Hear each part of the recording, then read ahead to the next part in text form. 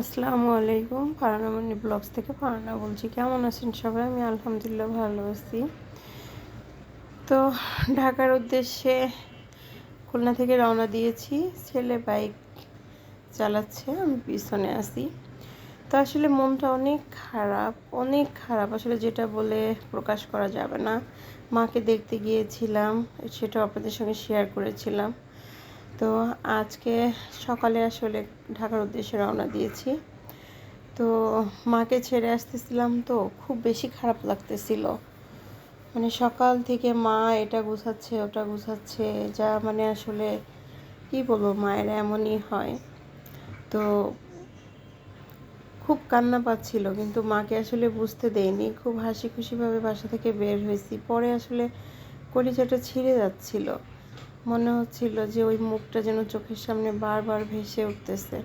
আমার মা দেখতে না অনেক সুন্দর ছিল, খুব কোমলমতি একজন মহিলা, এবং দেখতে খুব সুন্দরী একজন মহিলা। এখন মানে মাকে দেখলে আসলে চেনা যায় না যে এই মা আমার এতটা স্নিগ্ধ ছিল, এতটা সুন্দর ছিল। এখন মানে কেমন হয়ে গিয়েছে, অসুস্থতার কারণে পুরা চোখ মুখ ফ্যাকাশে হয়ে গিয়েছে।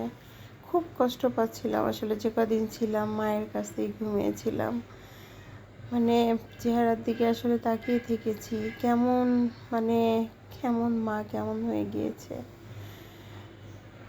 তো সবাই দোয়া করবেন। আসলে প্রত্যেকটা মা না সন্তানের কাছে খুব বেশি ইম্পর্টেন্ট। কারণ হচ্ছে কি, মায়ের মতো আসলে কেউ ভালোবাসে না।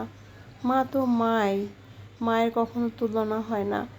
বাবা হারিয়ে গেছে, মাটাও যদি চলে যায় তাহলে আসলে এই ডাকটা দেবার মতো কেউ থাকবে না।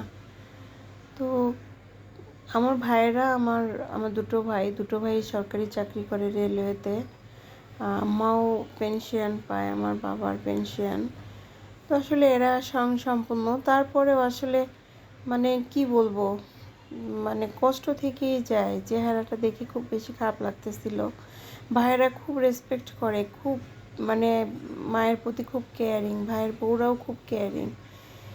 তারপরেও আসলে আমি তো মেয়ে, আমিও তো কোনো মা।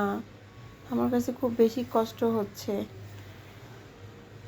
নিজের ব্যবসা বাণিজ্যর কথা চিন্তা করিনি। আজকে 6-7 দিন গিয়ে ওখানে থেকেছি, কোথাও বের হয়নি। অনেকগুলো কাজ নিয়ে গিয়েছিলাম, কিন্তু কোনো কাজই করা হয়নি, কোথাও বের হয়নি। আসলে মায়ের মুখখানি ফেলে আসলে কোথাও যেতে ইচ্ছা করেনি। এতটা মায়া আমার কখনো এর আগে লাগে না, এতটা অনুভব করিনি।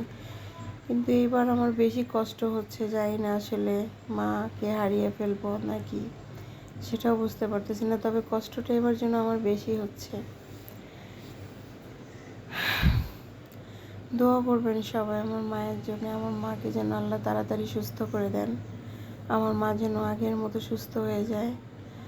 ভালো থাকবেন সবাই, আমার জন্য দোয়া করবেন। আল্লাহ হাফেজ।